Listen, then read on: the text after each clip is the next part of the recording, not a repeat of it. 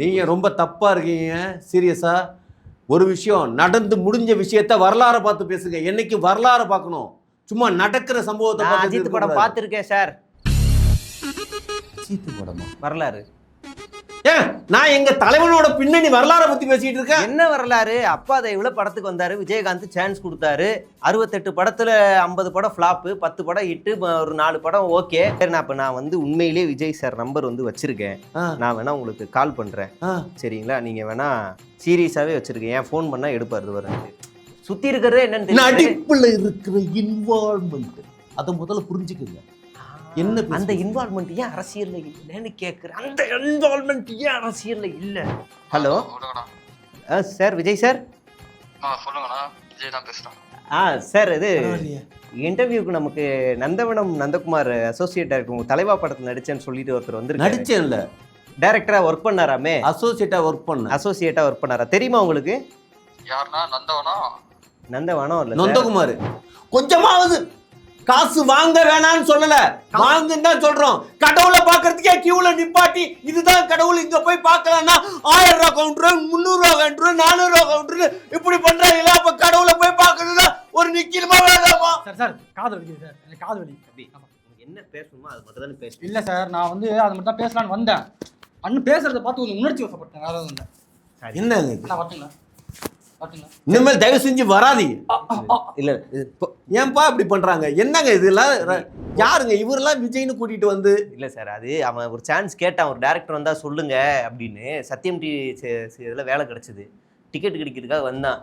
யாரையா பெரிய ஆளை பிடிச்சி ஹீரோ ஆகும்னு வந்தான். உங்களை பிடிச்சி ஆகலாம்னு நினைச்சா நீங்க வருத்தெடுத்துட்டீங்க. ஏங்க தியேட்டர்ல டிக்கெட்டு கிழிச்சவன்லாம் பெரிய ஆள் ஆகணும்னா ராமராஜனா எல்லாருமே ராமராஜன் ஆயிட முடியாது. டிக்கெட் கிழிச்சவரெல்லாம் சூப்பர் ஸ்டார் ஆயிட்டாரு. அந்த கான்செப்ட்ல வந்தாரு அவர். இப்படியே கனவுலே வந்துடுறாங்க. எல்லா சினிமாவுக்கு வர்ற அத்தனை பேரும் இப்படியே கனவுலே வந்து விஜய் தான் இவர் சொல்றாரு கேட்டுக்கோங்க. கனவுலே முதலமைச்சர் ஆகிறது எல்லாம் கனவுல முதலமைச்சர். ஆமா சார், நீங்க சொன்ன அதனால சொன்னேன். சரி, இதெல்லாம் யாருப்பா இங்க வச்சது? இது யார் இங்க வச்சது? என்னது வேணுமா சார்? அனில் பொம்மை வேணுமா? இதெல்லாம் எடுத்து வைங்கப்பா. இது என்ன? இது வேணுமா சார்? இது எங்க கட்சியோட துண்டு. இது கர்நாடகாவில் இதே மாதிரி ஒரு கட்சி இருக்கு. ஏங்க 1000 கட்சி இருக்கலாங்க, ஆனா அடையாளப்படுத்துறது எவ்வளவு? இது வரைக்கும் மஞ்சளை பத்தி எவனுக்காவது தெரியுமா? இது என்னது? சமாதானத்துக்கு ஏதாவது தேவைப்படும் எடுத்து வச்சிருக்காங்க. இது என்ன சமாதானமா? குப்பைக்காரன் விட்டுருந்து வாங்கினீங்களா விசிலு? போய் முதல்ல கொடுங்கப்பா. ஐயோ, எல்லாத்தையும் எடுத்து. குப்பைக்காரன் விசில் காலில் அடிப்பாங்கல்ல சார். ஓஹோ, ஹலோ, நல்லா ஒன்று தெரிஞ்சுக்கங்க. இப்போ எல்லாம் விசில் வந்து கருப்பு மோதிடுவோமா? அது என்ன காவி கலரா, மஞ்சள் கலர், ஜாதி கலர் மாதிரி இருக்கு. இப்போ எல்லாம் விசில் வந்து நல்லா ஒன்று தெரிஞ்சுக்கங்க. எங்கள் கட்சிக்கு கொடுக்கப்பட்ட சின்னம் இது. இதை எந்த விதத்துலையும் வந்து அரசாங்கத்தால் கொடுக்கப்பட்டது. இதை அவமானப்படுத்த முடியாது. புரியுதுங்களா? அரசாங்கம் அவமானப்படுத்தலை. அதனால தான் துப்புரவு பணியாளர்கள், தூய்மை பணியாளர்களுக்கு இதை கொடுத்துருக்காங்க, கண்டக்டருக்கு கொடுத்துருக்குறாங்க, டிராஃபிக் போலீஸுக்கு கொடுத்துருக்காங்க, பிடிசி ஆசிரியர்கள் கொடுத்துருக்காங்க. எல்லாருக்கும் வாழ்க்கையில் இதை ஏன் கொடுத்துருக்காங்க? இது எல்லாமே அடிச்சா ஓடணும், அடிச்சாதான் ஓடும், அடிச்சா ஓடணும். இனிமே கரூர் மாதிரி ஒரு மெடலை வாங்குறதுக்கு விசில் தான். இனிமே கரூர் மாதிரி ஓடுறவன் அப்படின்னா தான் ஓடுவான். புரியுதுங்களா? அடிக்கலைன்னா அங்க மெடல் கிடைக்காது. விசிலுங்கிறது எது? வெற்றிக்கான அறிகுறி. அதான் விசில். கரெக்டா கரூர் சம்பவத்துல இனிமே இது மாதிரி வேற ஏதாவது சம்பவம் நடந்துச்சுன்னா அடிச்சா போதும். தவளையை ஒரு அடிச்சு வேகத்துக்கு போன வாட்டி லேட் ஆயிருச்சு. மேடியில இருந்திருக்காரு அவரு, கீழே இருந்து ஆதரவு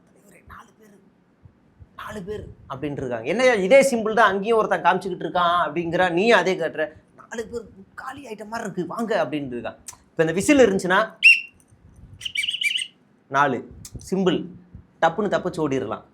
தப்பிச்சு ஓடிடலாமா? அதுக்கு தானே விசிலு. இல்ல நீங்க ஒன்று சொல்லிட்டு இருந்தீங்க இப்படி இப்படின்னு. இல்லை, அங்கே பாதிக்கப்பட்ட ஒருத்தன் அப்படிதான் கத்துனா, ஐயோ இங்கே தண்ணி வேணும், தண்ணி செத்துக்கிட்டு இருக்கான் தண்ணி அப்படின்னு கேட்டான். அங்கே அவர் இருந்துட்டு 10 ரூபா பாட்டிலுக்கு 10 ரூபா தானே கேட்குறேன் அப்படின்னு பாடிட்டு இருந்தேன். ஹலோ, ஓ இவ்வளோ கும்பல் வருது இல்லை, தண்ணி வேணும்னா அவன் வாங்கிட்டு கையில் வச்சுட்டு வந்திருக்க வேண்டியதானே. பாட்டில் தான் இப்போ தண்ணி கிடைக்கும். அந்த காலமா இந்த காலத்தில் பாட்டில் 5 ரூபாய்க்கு பாட்டில் கிடைக்கும். அதை எடுத்துட்டு வந்திருக்க வேண்டியதானே. கேன் இருக்குல்ல, பெரிய கேனு, அதோட தான் வந்திருக்கணும். ஏன்னா எல்லாரும் காலையில் 6 மணிக்கே வந்துட்டான். தலைவர் வந்தது 7 மணி. 7 மணி வரைக்கும் 1 லிட்டர் தண்ணி எப்படி பத்தோம்? அப்போ ஒரு இனிமே வரவங்க தாவேக்கா கூட்டத்துக்கு வரவங்களாம் 20 லிட்டர் கேனை முதுகுல வச்சுட்டு வந்துருங்க. ஒரு விஷயம் நல்லா தெரிஞ்சுக்கங்க, இந்த முக்தார் வந்து தண்ணியை திறந்து விட்டு தண்ணி வரலன்னு சொன்னது மாதிரி ஒரு காமெடி மாதிரி நீங்க தண்ணி இல்லைங்கிறத காரணம் காட்டிட்டு இருக்கீங்க. சரி, அப்ப இனிமே வந்தா புரியுதுங்களா? நாங்க இன்னமேல சீரியஸா சொல்றேன், எங்களோட மீட்டிங் இன்னமேல சொல்லி தலைவர்கிட்ட சொல்லி பீச் ஓரத்திலே வச்சிருவோம். தண்ணி அங்க இருக்கு, பையால பீச் ஓரத்துல இன்னமேல மீட்டிங்க. தண்ணி வேணா குடிச்சிக்கிறான்னு. உப்பு தண்ணியா?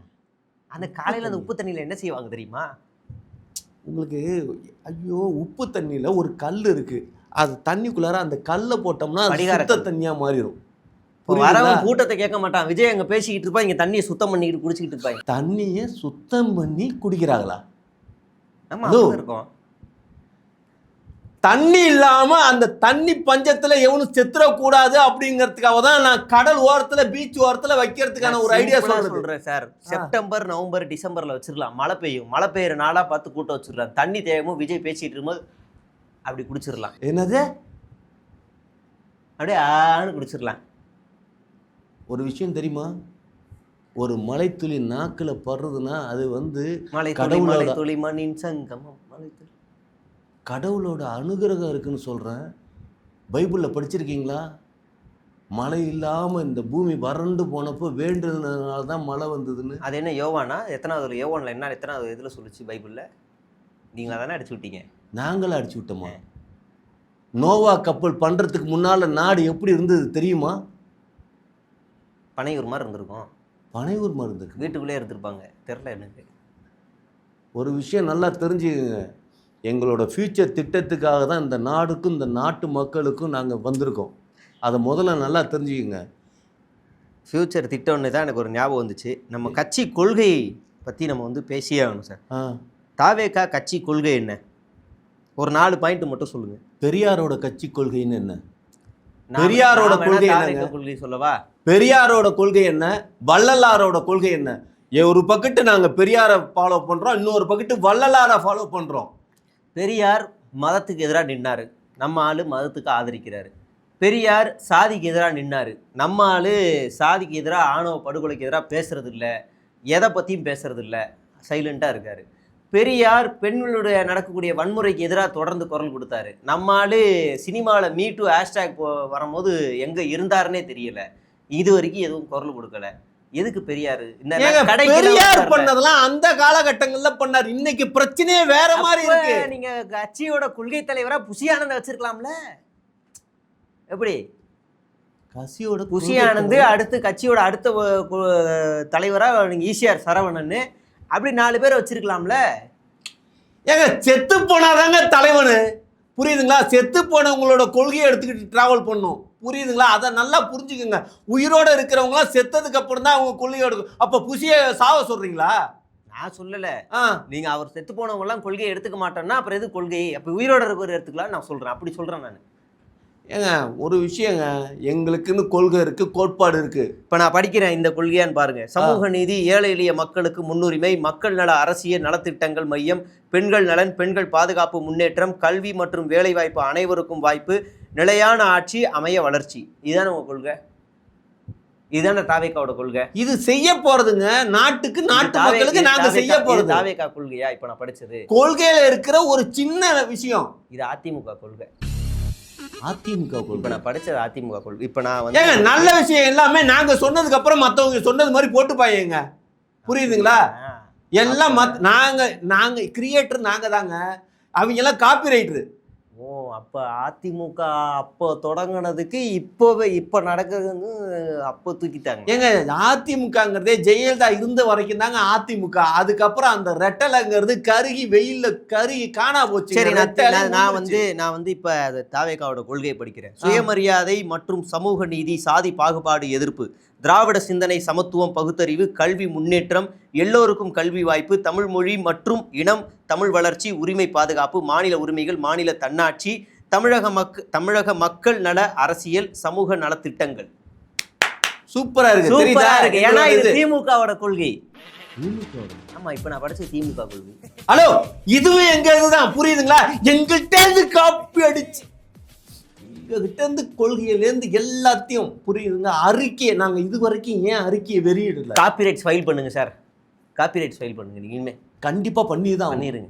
ஏன்னா தேர்தல் அறிக்கைன்னு நாங்க இப்ப விட்டுட்டோம்னு வச்சுங்களேன், மத்தவெல்லாம் காப்பி அடிச்சு அவனுங்க ஜெயிச்சிருவானுங்க. அதனால தான் எங்களோட தேர்தல் அறிக்கையை நாங்க வெளியில விடவே இல்லை. இன்ன வரைக்கும் விட்டோம்னா மிரண்டு போயிடுவேன். கன்ஃபார்ம் தாவேகா 234 தொகுதி தாவேகா தான். என்ன அளவு திமுக என்ன சொன்னாங்களோ அதை ஜெராக்ஸ் எடுத்து அதிமுக வெளியிட்டு இருக்கு. அதுல ஒரு கொஞ்சம் பட்டிட்டிகரிங் பண்ணி தாவேகா விட போகுது. இதுல என்ன ஆதி இலவசம் இது இலவசம் விட போறீங்க? வேற என்ன செய்ய போறீங்க புதுசா? வேற ஒன்னும் இருக்காது அதுல. அதையே போட்டிருக்காங்கல்ல, 8 வழி சாலை போட்டிருக்காங்கல்ல. ஆமா ஆமா, எங்க இருந்து எங்க போட்டிருக்காங்க? விஜய் வேகமா கரூர்ல இருந்து வந்திருக்காருல, அந்த சாலை ரொம்ப உதவியா இருந்துச்சு. அதுலதான் இல்லைன்னா அவர் அவ்வளவு சீக்கிரம் வந்திருக்கே முடியாது.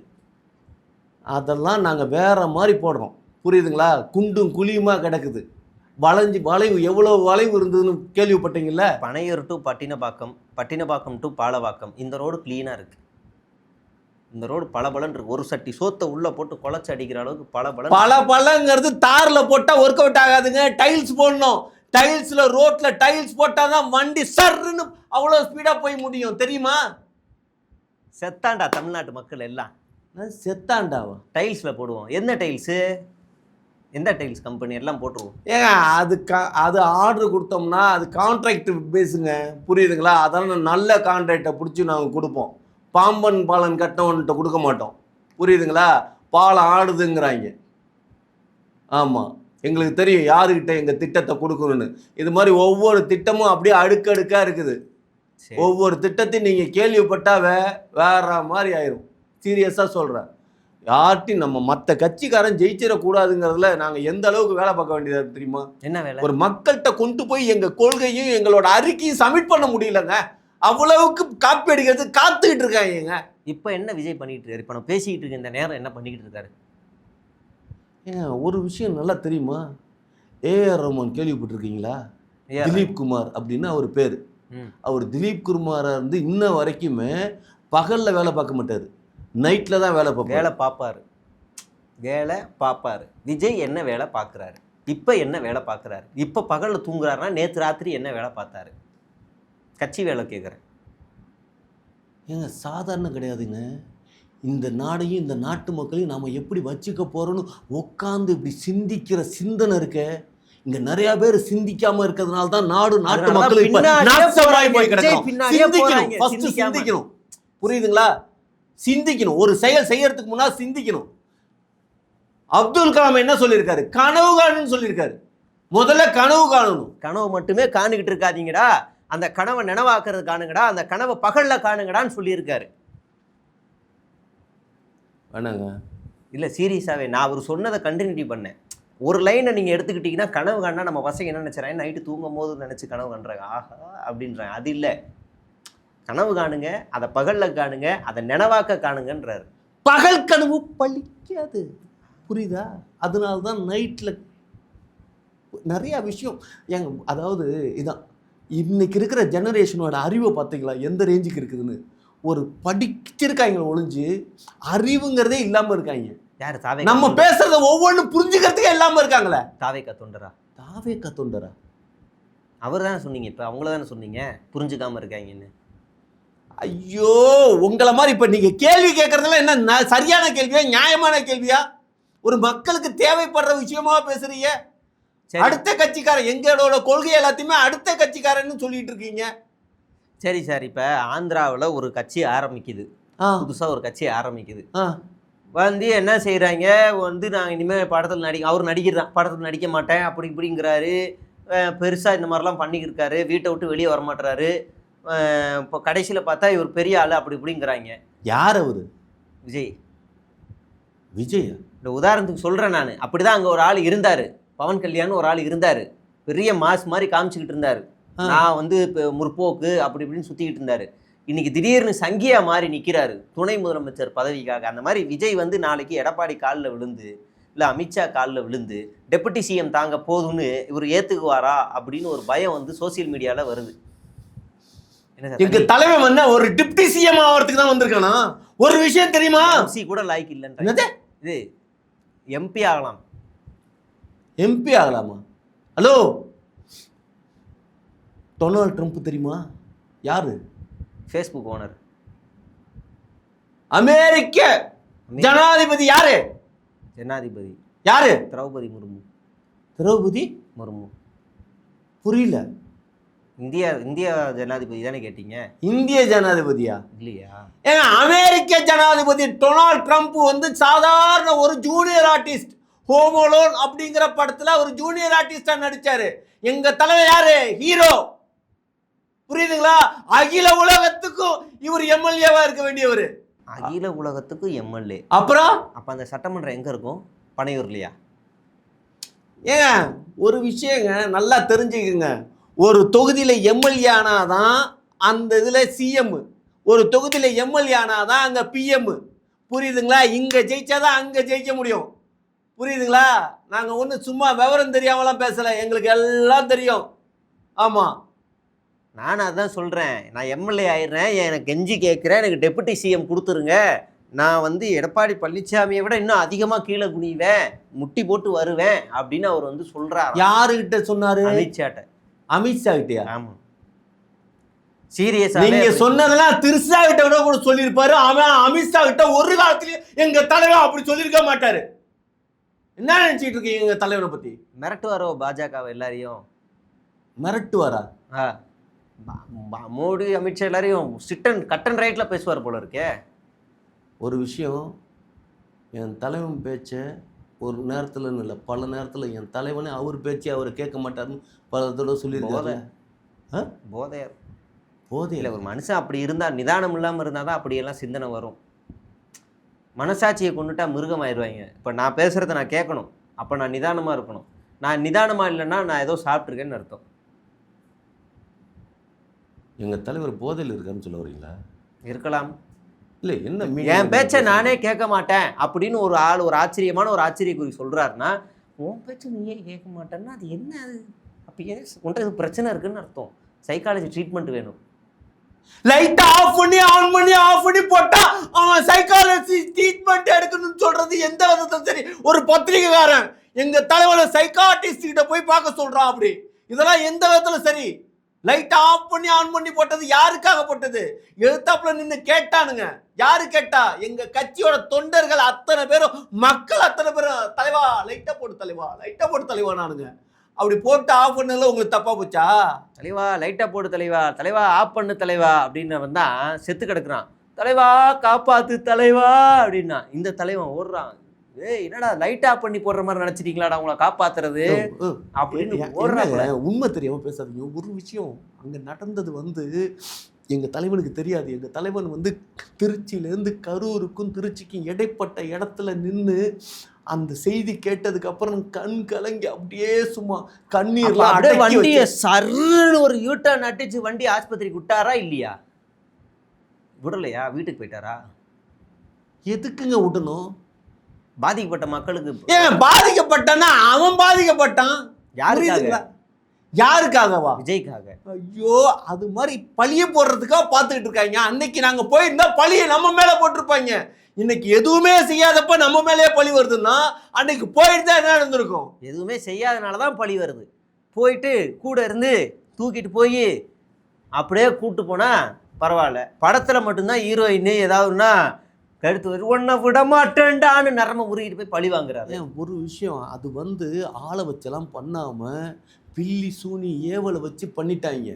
அதெல்லாம் அப்புறமேல் தான் நாங்கள் ராக்காயபாளையத்தில் போய் வெத்தலையில் மை வச்சு பார்த்ததுக்கு அப்புறம் தான் தெரிஞ்சுது. ஒருத்தன் நின்றுட்டு இருக்கான், தலைவனோட பேச்சை கேட்குறான், திடீர்னு பார்த்தா கீழே விழுவுறான். அவன் கீழே விழுந்திருக்கான்னு தெரியாம கூட அவன் மேலே ஒரு 4 பேர் ஏறி போறாங்கன்னா இதெல்லாம் யார் செய்யறது? அந்த கெட்ட ஆவி. புரியுதுங்களா? கெட்ட ஆவியா? அப்படியா? இதெல்லாம் வந்து சீரியஸாக சொல்கிறேன். சிபிஐயில் இதெல்லாம் சொன்னால் கூட கேட்க மாட்டேங்கிறாங்க. உண்மை ஒரு காலத்தில் வெளியிருப்பாங்க அப்படின்னு அமுச்சு விட்டுருப்பாங்க. ஆவி ஈவிலாம் பேசியிருந்தா கடவுளை நம்புறவன் ஆவியை நம்புவாங்க. கடவுள் நம்பிக்கை இல்லாதவனுங்களா பண்ணிட்டேன். இந்த தமிழ்நாட்டில் வந்து இந்த திமுக ஆட்சி வந்து எல்லாத்துக்கிட்டையும் கடவுள் நம்பிக்கையே இல்லாம பண்ணிட்டாங்க. அப்படியா? கடவுளை நம்புறவன் எங்களோட வார்த்தையை நம்புவான். தலைவர் சொன்னாரா இல்லையா? 3 நிமிஷம் வீடியோல சொன்னாரா இல்லையா? கடவுள்னு ஒருத்தன் பார்த்துக்கிட்டு இருக்காங்கிறத சொன்னாரா இல்லையா? மேல இருக்கவன் பார்த்துக்கிட்டு இருக்கான். மேலனா டெல்லியில இருக்கவங்க பார்த்துக்கிட்டு இருக்காங்கன்னு அர்த்தம். மேலே ஒரு ஆள் எங்களை பார்த்துக்கிறாங்க. அதனால் அவங்க டெல்லியில் இருக்க ஜியை சொல்லியிருக்காங்க. அவர் கடவுளை சொல்லலை. ஏங்க ப்ளீஸுங்க தம்பி, நீ கொஞ்ச நேரம் அமைதியாக இருப்பா. நீ பாட்டுக்கு திமுகவை மட்டும் மேலே இருக்கவங்களை எதிர்த்துறாத. மேலே இருக்கவன் பார்த்துக்கிட்டு இருக்கான். நீ பாட்டுக்கு பாஜகவை எதிர்த்து தொலைஞ்சிடாத. ஏன் சந்தி சிரிச்சிருவான், என்ன தூக்கி ஜெயிலில் போட்டுருவான். தம்பி, நான் நோகாமல் கெலாக்ஸு அது இதுன்னு வாங்கி சாப்பிட்டு உடம்பு இது, ஜெயிலுக்கெல்லாம் போய் ஃபேனில் படுக்க முடியாதுன்னு அவர் இப்படி அந்த மீனிங்கில் வந்து அவர் சொல்கிறாரு. ஏங்க அப்படி பேசுனவன் தான் எங்களுக்கு உடனே அடுத்தாப்புல வந்து அந்த ஸ்பாட்டுக்கு வந்து ஹேமாமாலியும் அண்ணாமலையும் அமைச்சு பார்த்துக்குங்க அப்படின்னு சொல்லுவாங்களா? அவங்க தான் சாதகமாக ஜாலியாக சொல்கிறாங்களே. கடைசியாக கூட நாயனார் நாகேந்திரன் வந்து அதுக்கு காரணம் செந்தில் பாலாஜி தான் ஓப்பனாக சொல்கிறாரு. புரியுது, ஒரே ஆளு தான். நீங்கள் எல்லாம் ஜாலியாக தெரியுதா? விஜய் ஒரு சங்கி. விஜய் ஒரு சங்கி? ஆமா, ஒரு காலத்துல ரஜினிய சங்கின்னீங்க, இப்போ விஜய சங்கிங்கிறீங்க. இப்பயும் ரஜினி சங்கி தான். ஒரு காலத்துல எல்லா காலத்துலையுமே சொல்லுவோம். அவருக்கு ஆன்மீகவாதிங்க, அவர் சங்கின்னு சொல்றதுல ஒன்றும் தப்பு இல்லை. அவரே அது பெருமையாக எடுத்துப்பாரு. ஒரு சங்கியால மட்டும்தான் ஒரு சமத்துவ நாடை உருவாக்க முடியும். அப்போ விஜய் தான் சங்கி. புரியுதுங்களா? அப்போ விஜய் சங்கி. வேற எவனாலையும் சமத்துவமான ஒரு விஷயத்தை ஏற்படுத்த முடியாது. அப்போ சங்கி சமத்துவபுரம்னு இங்க கட்டி விட்டு அந்த வீடை வாடகைக்கு விட்டு வாழ்ந்துட்டு இருக்காங்க. புரியுதா? நாங்க ஏற்படுத்துறது அப்படி கிடையாது. நாங்க சமத்துவம்னு ஒன்று ஏற்படுத்தணும்னா அதுல எல்லா சமுதாயமும் இருக்கும். ஏன் சமத்துவ பொங்கல் சமத்துவ பொங்கல் ஏன் கொண்டாடல? சமத்துவ பொங்கல் ஏன் கொண்டாடலையா? சமத்துவம் நீங்கல்ல, அதனால கேட்குறேன். ஏங்க ஒரு விஷயம், ஜனநாயகன் ரிலீஸ் ஆகுற பொங்கலுக்கு ஜனநாயகன் ரிலீஸ் ஆகுதுன்னு சொன்னமா இல்லையா? ஜனநாயகன் ரிலீஸ் ஆகல, சென்சார் பிரச்சனைல உட்கார்ந்து அழுதுகிட்டு இருந்திருக்காரு. என்னைக்கு ஜனநாயகன் ரிலீஸ் ஆகுதோ அன்னைக்கு தான் பொங்கல். அது தெரியுமா? அப்படியா? பொங்கலுக்கு நாங்க ஜனநாயகத்தை ரிலீஸ் பண்றோம்னு சொன்னோமா இல்லையா? அப்ப என்னைக்கு ஜனநாயகம் ரிலீஸ் ஆகுதோ அன்னைக்கு தான் பொங்கல். +2 பப்ளிக் எக்ஸாம் அன்னைக்கு ரிலீஸ் பண்ணிட்டாங்கன்னா எப்படி? படத்துக்கு போவாங்களா, பொங்கல் கொண்டாடுவாங்களா, எக்ஸாம் எழுதுவாங்களா? நல்லா ஒன்று புரிஞ்சுக்கோங்க, படிச்சா இங்க பைத்தியக்காரனா இருக்கும் இந்த நாடு. வந்து இந்த நாடு படிக்காதீங்க, தற்கொலையா இருங்க. படிக்கவே கூடாது. காமராஜர் படிக்கல, அதனால்தான் நாட்டோட சிஎம்மா இருந்தாரு. படிக்காத 4 பேரை சொன்னீங்கன்னா படிச்சு முன்னேறின லட்சம் பேரை சொல்றேன் நான். 10ஆவதுல ஃபெயிலா போனவன் தான் இன்னைக்கு வந்து யாரு? கிரிக்கெட் வீரர் டெண்டுல்கர். புரியுதுங்களா? அதனால படிக்கணும்னு அவசியம் இல்லை. படிச்சா பெரிய ஆள் ஆயிரலான்னு கிடையாது. இது இருக்கணும், இதை ஷார்ப்பா யோசிச்சாவே போதும். விஜய் ஒரு தற்கொலை, படிக்கல, நல்லா கேட்டுக்கோங்க, பாஸ்ட் அவுட். அதனால தான் அவர் அப்படி இருக்காரு. இல்லை நீங்க சொல்றதான் படிக்காதனால தான் அவர் இருக்காருன்னு சொல்றேன். அவரும் பாஸ்ட் அவுட், படிக்கல. படிக்கணுங்கிறது படிக்கிறது தேவையில்லைங்க. ஒரு விஷயம் தெரிஞ்சுக்கீங்களா? டாக்டர் சொல்லிட்டு 5 வருஷம் டாக்டர் படிக்கிறேன்னு சொல்லிட்டு 5 வருஷம் MBBS உட்காந்து படிச்சுட்டு இருக்காங்க. ஆனா அப்படியெல்லாம் படிக்கணும் அவசியம் இல்லை. டாக்டர் போட்டுக்கிறாங்கல்ல, இப்போ MBBS உட்காந்து தான் படிப்பாங்க, தலைகிலியா படிப்பாங்க. அதனால தான் படிப்பறிவு இல்லாதனால தான் உங்க கூட்டம் யாருமே புக் ஃபேர் கடைசி நாள் வந்து தலையை காமிச்சிட்டு போயிடுறாங்க. மூடுற நேரத்தில் ஆதவர்னு வந்து அப்படின்ட்டு போயிருக்காரு. மூடுற நேரத்தில் 8:30 மூடுறாங்கன்னா 8:25 வராப்புல ஆளு. ஏங்க எந்த காலத்துல இருக்கீங்க? இன்னைக்கு இருக்கிற டெக்னாலஜில புத்தகமே தேவையில்லை. டேப், மொபைலு, கம்ப்யூட்டர் அப்படி இருக்குது. அப்படி பார்க்குற பார்த்துல புத்தக கண்காட்சியில் அங்கெல்லாம் போய் பார்த்ததே பெரிய விஷயம். புரியுதுங்களா? இங்க இருக்கிற பிஸியில. ஆமாம், பரண மேலே இருக்க ஓலச்சோடி எடுத்து அறிவு திருவிழா நடத்துறீங்கன்னு அந்த தற்கொலை அந்த தலைவர் சொல்கிறாரு. நீங்கள் இப்படி சொல்கிறீங்க. ரெண்டும் வித்தியாசம்லாம் மாறாமல் இருந்தால் தான் நான் ஒன்றா தான் இருக்கேன். 2 பேரும் ஒரே மாதிரி தான் இருக்கீங்க. கரெக்டு தான். தாவேக்கா ஆட்சிக்கு வந்தால் படிப்பெல்லாம் ஒழிச்சிரும். படிக்காதீங்கடா, படிச்சா அறிவாளி ஆயிருவீங்க, படிக்காம தற்கொலையா இருங்கன்னு சொல்றீங்க. படிக்காம அறிவு வாக்குறுதியில இருக்கும். ஐயோ, படிச்சா அறிவாளன்னு எவங்க சொன்னா? நிறைய படிச்சு நிறைய பேர் பைத்தியக்காரனா சுத்திட்டு இருக்கான் தெரியுமா? யார் சொல்றீங்க? கீழ்பாக்கத்துக்குலாம் போயிருக்கீங்க. IRS அதிகாரி, முன்னாள் IRS அருண்ராஜ் சொல்றீங்களா? படிச்சுட்டு வேலையை ராஜினாமா பண்ணிட்டு இங்க வந்து பைத்தியம் மாதிரி சுத்திக்கிட்டு இருக்காரு. கரெக்டா? அவர் தானே சொல்றீங்க? அவர் தானே சொல்றீங்க? வக்கீலு படிச்சுட்டு இப்ப பைத்தியம் மாதிரி உள்ள சுத்திட்டு இருக்காரு நிர்மல், அவரை சொல்றீங்க. கரெக்டா? நல்லா படிச்சு ராஜ்மோகனா எதுக்காக படிச்ச படிப்புக்கான அங்கீகாரமும் அதனாலதான் கிடைக்கல. பைத்தியம் மாதிரி இங்க சுத்தி. புரியுதுங்களா? மரியாதை படிக்கிறது எதுக்காக? மரியாதைக்காக. அந்த மரியாதை எவன் கொடுக்குறான்? எனக்குலாம் அந்த IRS போஸ்ட் கொடுத்தாங்கன்னு வைங்களேன், புசியானந்த் வீட்டுக்குள்ள முதல் ரைடு விடுவேன். எத்தனை மாவட்ட செயலாட்ட வாங்கின காசுன்னு. அடுத்து நேரா ECR தரணும் எல்லா வீட்டுக்குள்ள. விஜய் காசு வாங்கின காசு இனிமேல் ஐயாவை பத்தி அப்படி சொல்லாதீங்க. ஐயா கை நீட்டி ஏங்க ஐயா வந்து டீ கோண்டாவில் போயிட்டு இருக்காருங்க. கை நீட்டி கோண்டாவில் போட்டிட்டு இருக்காரு. கை நீட்டிலாம் வாங்கல, கை நீட்டிலாம் வாங்கல, இப்படி வாங்கினது புடனைக்கு பின்னாடி இப்படி. கை நீட்டிலாம் வாங்கல யாருமே. இல்லைன்னா இப்படி வாங்குவாங்க, இல்லை இப்படி. கை நீட்டி வாங்குறதுலாம் பழைய ஸ்டைலு. குறுக்கு வழியில் வாங்க. ஒரு விஷயம் நல்லா தெரிஞ்சுக்கங்க, எங்காளு எங்க புசி ஐயா அவ்வளவு எளிமையானவர். ஐயா வாழும் காமராஜர். ஐயா அவர் ஒரு வாழும் காமராஜர். நல்லா ஞாபகம் வச்சு.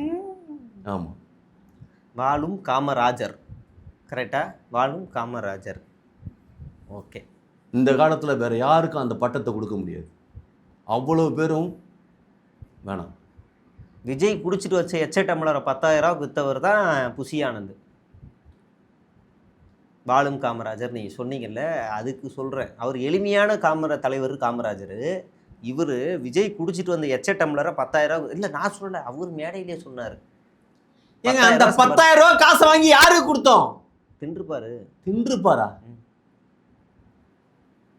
அவர் தான் தின்றுப்பாரு. இல்லை பெட்ரோல் போட்டிருப்பாரு காருக்கு, இல்லை இன்னொரு 4 வெள்ளை சட்டையை போட்டிருப்பாரு, இல்லை பிகில் வாங்கியிருப்பாருன்னு நினைக்கிறேன். ஆனாங்க அவர் இப்படி வாங்குறதுனா கூட இப்படி இந்த கையிலேருந்து இந்த கையில் ட்ராவல் பண்ண அப்படி கொடுக்குறவர் அவர். புரியுது? இப்படி வாங்குறாரு. அட் அ டைமில் 2 அக்கௌண்ட்ல வாங்கி இப்படி எடுத்து பார்க்குறாரு. இப்படி வாங்குறாரு, இப்படி வாங்கி இப்படி வைக்கிறாரு, பார்க்குறாரு கட்டை. எங்கள் தலைவன்கிட்ட ஒருத்தன் பக்கத்தில் இருந்து வேலை செஞ்சுட்டு இருக்கான்னா நல்லா ஒன்று தெரிஞ்சுக்குங்க, நல்லவனாக இருந்தால் மட்டும்தான் எங்கள் தலைவர் பக்கத்தில் வச்சுப்பார். புரியுதுங்களா? வேற மாதிரிலாம் இருக்கிறவனை துரத்தி விட்டுருவார். அதனால தான் அவர் தனியாகவே இருக்கார் போல். அதனால தான் தனியாக இருக்காரா? வெளியவே வரமாட்டுறாரு. கூட இருக்கலாம் அயோக்கிய பை திருட்டு பையெல்லாம் இருக்காங்க போல். இருக்கும். என்ன சொல்கிறதுன்னு எனக்கு தெரியல. நீங்கள் தலைவனோட தனிமையை நீங்கள் ரொம்ப வேணாம். ஒரு மனிதன் தனிமையாக இருக்கான் அப்படின்னா சிந்திக்கிறான்னு அர்த்தம். அவனோட செயல்பாடுகள்லாம் பயங்கரமாக இருக்க போகுதுன்னு அர்த்தம். சிந்திச்சுக்கே இருக்காங்கப்பா. ஒரு 2 வருஷமா சிந்திக்கிறாரு. என்னத்தை சிந்திக்கிறாரு? வரப்போற நாட்கள்ல 3ஆம் உலகப் போர் வருதுன்னு பேசிட்டு இருக்காங்க. 3ஆம் உலகப் போர்ல இவர் இறங்கி சண்டை போட போறாரா? அப்பயும் வீட்டுக்குள்ளதான் உட்கார போறாரு. ஏங்க நாட்டு மக்களை காப்பாற்ற வேணாமா? அது இங்க நாட்டுல மிலிட்டரி இருக்கு, டிஃபென்ஸ் இருக்கு, காவல்துறை இருக்கு, ஆட்சியாளர் இருக்காங்க, அவங்க பண்ணிப்பாங்க. இவர் என்ன பண்ணுவாரு? அவங்களுக்கெல்லாம் ஆர்டர் போடுறது எவன் போடுவான்? அந்த தலைமையில இருந்தால் தான் ஆர்டர் போட முடியும். அத்தனை பேர் இருக்கான்னு சொல்றீங்களா? அத்தனை பேர் இந்த வேலையை பாடுறான்னு சொல்றது எவன் சொல்றது? அதுக்கு இவருக்கு மூளை இருக்கணும், அறிவு இருக்கணுமே. ஹலோ, என் தலைவன் மூளை இல்லைன்னு சொல்றீங்களா? புரியல. என்ன என்ன நீங்க பேச வர்றீங்க? இல்லை, நான் ஒரு வேகத்துல சொல்லிட்டேன். வேகத்துல நிதானமா சொல்றேன். அதுக்கு அறிவு இருக்கணும், பெரிய ஆற்றல் வேணும், அதுக்கு ஒரு பெரிய சிந்தனை வேணும். அது இவர்கிட்ட இல்லை. என்னங்க நினச்சிட்டு இருக்கீங்க? எங்கள் தலைவர் அப்துல் கலாம் இறந்துட்டார்னு எல்லாரும் நினச்சிட்டு இருக்காங்க. அப்துல் கலாம் மறுபடியும் உயிரோட வாழ்ந்துட்டு இருக்காரு எங்கள் தலைவர் மூலியமா. தம்பி அவ்வளவு சிந்தனை. என்னது தம்பி மதுரையா? இல்லை, அப்துல் கலாம்னு எனக்கு அது ஸ்ட்ரைக் ஆச்சு. அதான் தம்பி மதுரையாவா? ஆனால் நீங்கள் பயங்கரமாக ஏதோ உள்நோக்கம் வச்சு கிண்டல் பண்ணுறப்பவே தெரியுது இது திமுக காரனோட சதி வேலைன்னு. நான் வேணா இப்படி, நான் விஜய் ரசிகர், நான் பச்சை குத்திருக்கு காட்டவா? நான் வேணா காட்டவா? சொல்லுங்கள். நான் நேர்மையாக கேட்குறேன். ஒரு தாவேக்கால நானே கேட்குறேன். நான் 6 வாட்டி கட்சி உறுப்பினர் ஆயிருக்கேன். My TV. இந்த பச்சை குத்துறவனை நம்பவே கூடாது. பாலாஜின்னு ஒரு கேரக்டர் நெஞ்சில பச்சை குத்திக்கிட்டு, புரியுதுங்களா? எங்க தலைவன் ஒதுக்கி வச்சுட்டாரு. ஏன்? பச்சை குத்துறவன் பச்சை துரோகியா இருக்கானுங்க. நீங்க தெரியுதா? பச்சை குத்திருக்கிறதே தெரியுது. பச்சை துரோகி வேலை பார்த்துட்டு இருக்கீங்க. சீரியஸா? பச்சை குத்துனா பச்சை துரோகி. எம்ஜிஆர் கட்சி தொண்டர்கள்ட்ட என்ன சொன்னார்னா, நீங்கள் எல்லாரும் கையில் பச்சை குத்து, அதிமுக கொடிய குத்து, இல்லை என் பேர் இல்லை அதிமுகன்னு எழுதுனாராம். ஏன்னா மாற்று கட்சிக்கு போயிடக்கூடாது, போனால் அசிங்கம்ல, நீ அங்கேருந்து வந்திருக்கியா அப்படின்னு சொல்லிடுவாங்க. அதுக்காகவே நீ இங்கே குத்தி இங்கே இருக்கணும்னாராம். அந்த எம்ஜிஆர் தான் இவர் வழிகாட்டி, தேர்தல் வழிகாட்டியாக விஜய் வச்சுருக்காரு. எப்படி பாயிண்ட்டை பிடிச்சோம் பாருங்க. ஆனாங்க ஒரு விஷயம், நம்ம கூட்டத்துக்குள்ளார ஒரு கருப்பாடு நிற்கிதுன்னா அடையாளம் காட்டுறது லயலாமணி. லயலாமணி கருப்பாடுன்னீங்களே, அதான். ஏங்க ஒவ்வொரு கட்சியிலையும் நல்ல ஒன்று தெரிஞ்சுக்க, கொள்கை பரப்பு செயலாளர்னு இருப்பாங்க. எங்களுக்கு கிடைச்ச லயலாமணிங்கிற ஒரு பெரிய ஒரு என்னது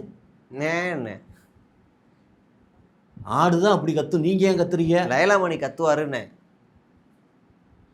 எங்களோட கட்சியை கடைக்கோடியில் இருக்கிற ஒரு தமிழ் சமூகத்திட்ட கொண்டு போய் இன்னைக்கு சேர்த்துக்கிட்டு இருக்கிறதே அந்த தம்பி தான். நல்லா ஞாபகத்தில் வச்சுக்கோங்க. ஆமாம், அந்த தம்பி மட்டும் இல்லைன்னா கடைக்கோடியில் இருக்கிற ஒரு ரேஷன் அரிசி வாங்கி சமைச்சல் பண்ணிட்டு சாப்பிட்டுக்கிட்டு இருக்கிற அந்த கிளைவிக்கு தெரியாது. ரேஷன் அரிசி வாங்கி சாப்பிட்றதுனால தான் கண்ட கருமத்தை பற்றிலாம் தெரிஞ்சுக்காம 100 நாள் வேலை திட்டம் அரசாங்கத்தோட சலுகையெல்லாம் அனுபவிச்சுக்கிட்டு நிம்மதியாக சந்தோஷமாக வாழ்ந்துக்கிட்டு இருக்கிறாங்க. அதனால தான் இந்த மாதிரி விஷயங்கள்லாம் அவங்களுக்கு தெரியலை. சந்தோஷமா வாழ்றாங்களா? ஆமாம்.